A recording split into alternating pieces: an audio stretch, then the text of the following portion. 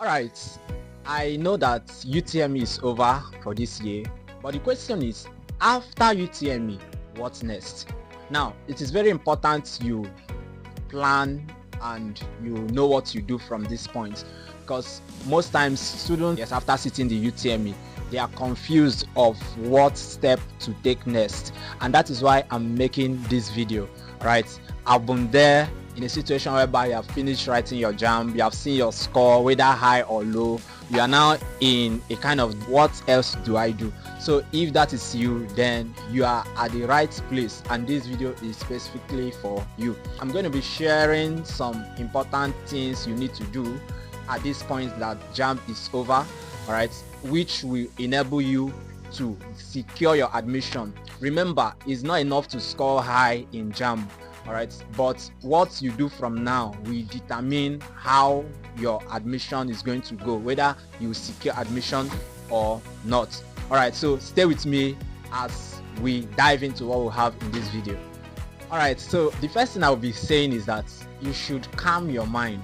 I understand the fact that most of you are panicking, you don't know what's next to do because you have seen your JAMB score, and your JAMB score is not really what you wanted, right? I'm making this video to inform you that it is not over yet until it is over. All right, so despite whatever you had in JAMB, whether you scored below your expectation or you scored above your expectation, then you have to now think of what's next to do.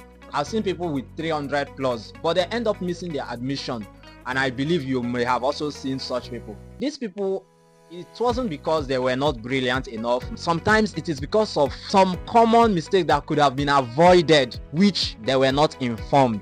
All right, so in this video you are going to get information, and that information is going to help you no matter your score, whether you scored high, whether you scored low, you are going to secure admission if you stick to what I'm going to be sharing with you in this video. I know we have three categories of people that have sat UTME. If your score is very high, let's say you are the 300 gang, you know, you want to carry your shoulder up, who is like me?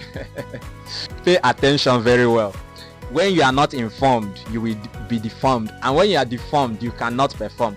That you scored 300 plus does not guarantee admission. What you do from now will either make your admission come to pass or you lose your admission. Now, what do you do when you have seen your score and you scored very high? Now, what you should do now is start immediately to prepare for your post-UTME. Find out the school you want to go. Some of you, you've chose a school that you don't even have any prior knowledge of how the admission process is. All right, so if you select a school, let's say you choose to study in UI, maybe Uniport, maybe Uniben, any school at all you have chosen is good.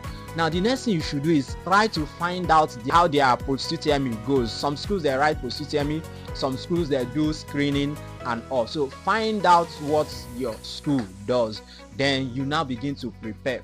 For those that do screening, you know they are going to use your O-level results to screen you. So if you know your grade in WAEC was not that high, majorly A and B, then you consider changing to a school whereby they write post-UTME instead. Now this is the second set of people, right? For those of you that your score is average, it's neither too high or too low. The same thing applies, all right? You begin to strategize. Okay, maybe the school I put before is very competitive, and now due to my score not being enough, you consider, okay, I want to change to another school whereby I can try my best to do well in their post-UTME. Don't belong to those set of people that will be like, if it's not this school, I will not go. There are so many schools where they can still do the same course you are doing. So instead of wasting your time to gain admission in a school whereby you see that the competition is very high, why not try another school whereby you'll still be giving that same course now, but the competition there is not as high as it is in these other schools. So the essence is just you securing your admission. If you scored low, I want you to be calm, right? That is not the end of the way, right? There are so many things you can do and you can still secure your admission. You can do a change of course. Now, if you are going to study medicine and surgery, pharmacy, nursing and engineering, all these competitive courses, for instance, and your score is below 280, let me just say 280 to be on the safer side, right?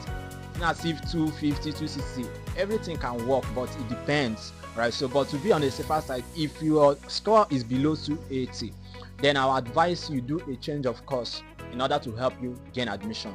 But if you are the type that wants medicine or nothing, then you can now consider preparing very well, using the time you have to prepare very well. Attempt the post UTME, maybe switch to a lower course. You can as well consider changing institution, like I said earlier, or preparing smarter for the next year. So you can change your course or your institution if your course is low. So the essence is just find a school that will be very easy for you to secure admission. What is the biggest mistake you can make at this point?